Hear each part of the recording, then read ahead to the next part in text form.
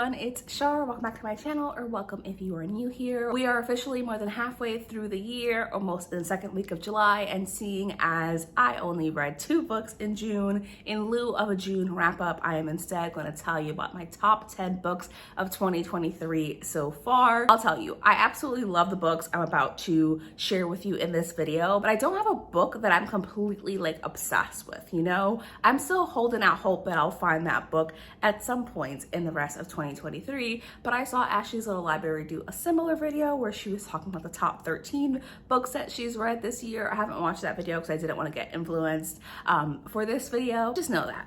So without further ado, let me tell you about the top 10 books that I've read so far this year, and they will of course be across a variety of genres. All the genres that I love. If you're new here, fantasy, romance, horror, suspense, mystery, all of the spooky books, okay? So in no particular order, let me tell you about the books that I've loved so far this year. My first book is my most recent one, and this is Part of Your World by Abby Jimenez. I put off reading this book for so long, and then I finally got into it. You'll see it in an upcoming reading vlog, but just know I won't talk so much about it. I just freaking loved it. I had such a good time with it. We're following a woman who is a doctor, and she's feeling a lot of pressure from her family because her family has this long legacy, and when she's coming back from a funeral, she breaks down in this super small town. She's saved by the town's mayor. These two have instant chemistry and pursue a friends with benefit kind of situation while they both navigate their own challenges. I really love this book. I thought it was so fluffy and so cute, and I love the relationship between our 2 main characters. I always want to say her name is Ariel. It's not Ariel. It's something else with an A. But either way, I love their relationships. I absolutely love the male love interest. He is such a sweetie. Literally the definition of a man written by a woman. So thoughtful, so kind, so polite, so loving. Absolutely adored him, and I was just cheesy grinning the whole time, as you'll see in my upcoming reading vlog. The next book on my list is a book that I have talked to death this year so far, and that is Stars Collide by Rachel Lacey. I won't talk too much about this just because I've spoken about it so much in different videos, but I absolutely adored this book. It is a sapphic romance between 2 mega famous pop stars who are on tour. We have our main character Eden, and then we have her opening act Anna, and it is the story of Eden discovering her sexuality and Eden and Anna navigating fame, navigating their tour, and navigating falling in love together. If you love a Hollywood story, check this book out, because to me it's like the epitome of a Hollywood story. And yes, it did remind me of a certain someone, but I still loved it, and my inner fangirl was having a damn great time. Definitely one of the most memorable books that I've read so far, and I'm glad I picked it up because I just picked it up on a whim on Kindle Unlimited, and it worked very well for me. The next book, I can fully thank Zany, who was my match in the Fates and Favorites readathon that Riley was hosting on her Patreon. This is The Bride Test by Helen Huang. I read The Kiss Quotient a while ago, didn't love it, was not planning to continue with the series until I was forced to via this readathon, and I'm so glad that I read this because it was everything I wanted. At the time that I read this, I was reading this while I was in Panama, if you have not seen my Panama reading vlog, but this book follows Kai and Esme. Esme is living in Vietnam when Kai's mother comes to Vietnam and is like, so my son needs a bride. Do you want to come to America? And if you two fall in love over the summer, by the end of the summer, you can get married. You can live in the US with my son. So Esme, of course, is trying to secure a better future for herself, more opportunities for her family. So she agrees to go and do this. However, Kai has no idea that his mother has gone and looked for a bride for him. But they're determined to at least give it a try. So they move in together, and it's a story of Esme and Kai kind of falling in love. But what I really enjoyed and appreciate about this is Esme living in the US and navigating everything around her, what it was like for her to be an immigrant in the US, how she was treated, all the things that she had to learn, the things that she's struggling with. And then of course Kai is struggling with his own things, dealing with a lot of emotional pain and trauma, and his ability to process those feelings, navigating being autistic and also feeling like people don't understand him and have very negative judgments towards him because of how his autism presents. And I just really enjoyed those aspects of the story. I think that Esme and Kai as individuals had absolutely fascinating stories.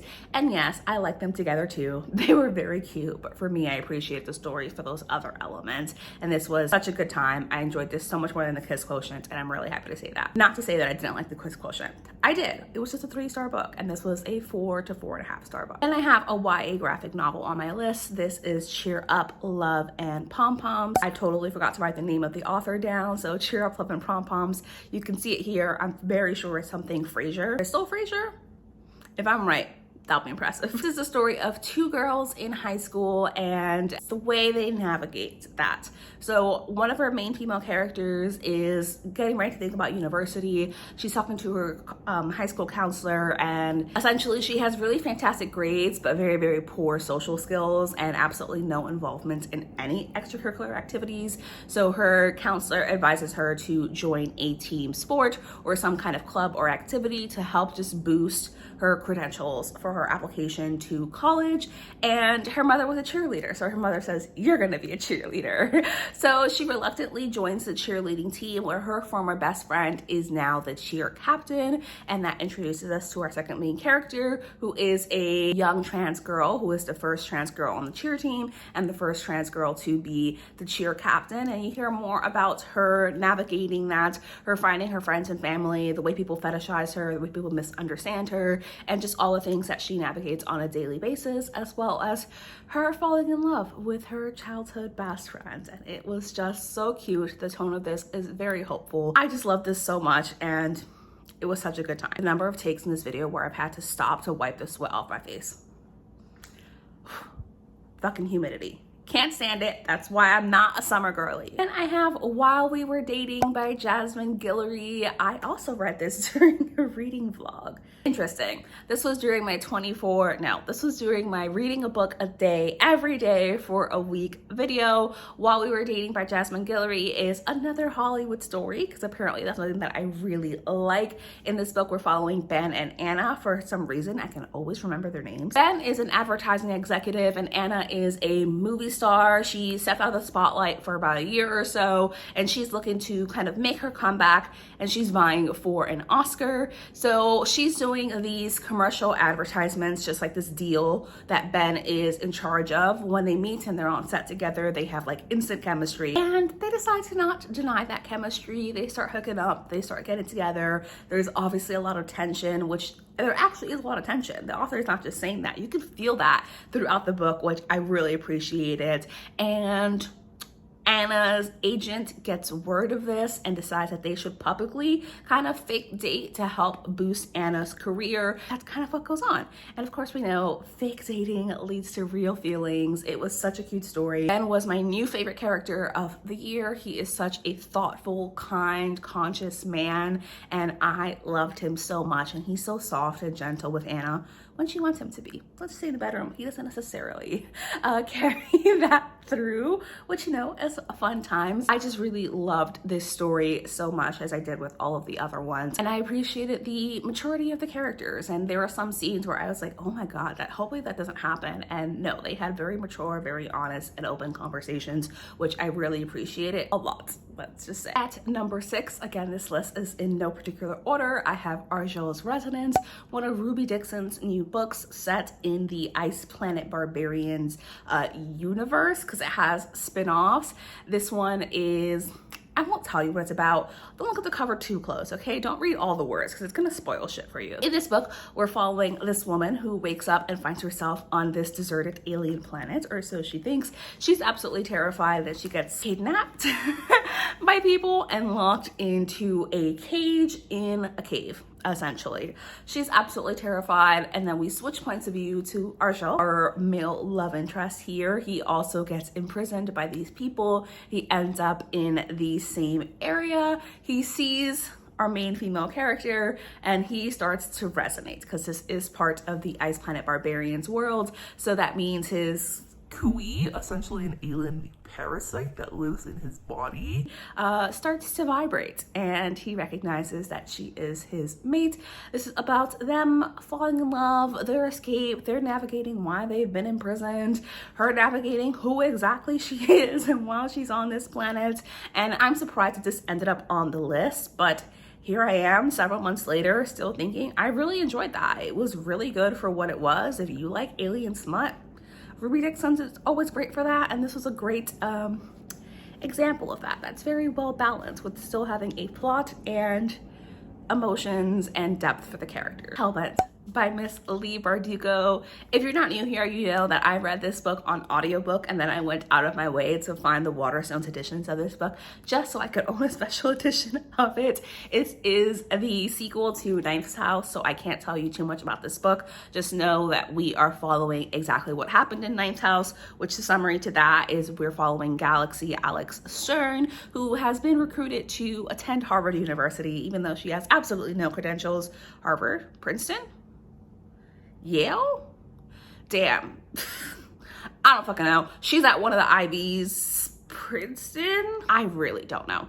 I don't remember. Anyway, she's been recruited for that because Alex has the ability to see ghosts, and there are these secret magical societies at this university that really need someone to tell them when to fucking stop. And that is Alex's job. She meets a bunch of pals while she's there. Alex herself is a very dark character, which I really loved and appreciated. Ninth House, I gave 4 stars. Hellbent, I gave 5 stars. Because as a sequel, I really can't tell you what happened. It would be an exact spoiler to what happens in the first book because it picks up right from there. Just know that if you've read Hellbent and you know what kind of books I like to read, you know exactly why I liked Hellbent so much. Of course, one of my top books of the year so far, one of the very first books that I've read this year, is Fleeting Shadows by Kate Alice Marshall. This is a sapphic, gothic, YA horror where we're following this young girl. She's like 17, okay? She receives word that her grandfather has passed away, so she, her mother, and her stepfather go up to the family estate where they haven't been since they were a child because they fled when she was a little girl, like 5, and never, ever, ever looked back. But they go back for her grandfather's funeral, and she finds out that she is the heir to the estate, to his fortunes, to all of his riches, which is a shock, but would be a huge difference and a huge help to her family. The requirements for her to actually inherit this property is that she has to live there for a year with her also creepy ass family that she does not know. She agrees to this. However, while she's there, she realizes, I think it's called Harrow Hall, has a very, very bizarre and strict rules. You can't go outside after night. She keeps hearing digging while she is asleep. She wakes up and she sees holes in the ground. She does not understand what's happening. She's having very bizarre dreams. She's hearing voices, and overall, you know that there's something more sinister going on. This has so much, I can't even tell you what it has because it will spoil the story for you, but she falls in love with a forest witch. It is so beautifully told. If you love fairy tales, if you love gothic fairy tales, I think that you would really enjoy this book. It definitely reads a little bit more mature. It's still fascinating. It's so interesting. It's still complex, and I had such a good time with this. Another surprise that this ended up on the list, but this is Ivan by Sophie Lark, which I was reading for a Reading Booktuber's Favorites that I canceled, but I did read this book. This is a mafia romance. I don't want to call it a dark romance. It has darker elements, but ultimately it's a little too silly and goofy to truly be a dark romance. I'm gonna say it's a mafia romance. So the basic premise of this book is that we're following this woman who has been hired to assassinate the head of a Russian mafia gang. We are in Russia, and her target is the leader of this very notorious gang. She gets all the information that she needs, and she ends up finding his super secret compound, finding a secret way in there, and standing over his bed ready to kill him, getting closer than anyone has ever gotten before when he wakes up. He wakes up, he's like, what the fuck?